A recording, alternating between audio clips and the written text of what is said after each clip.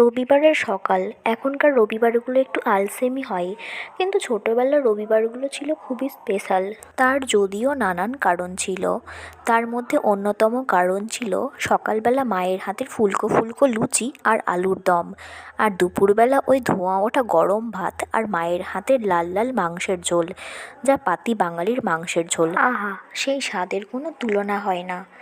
এছাড়া রবিবার মানে ছিল স্কুল ছুটি, কার্টুন দেখা আর শক্তিমান, আর পড়াশোনা থেকে বিরতি থাকা সারাদিন।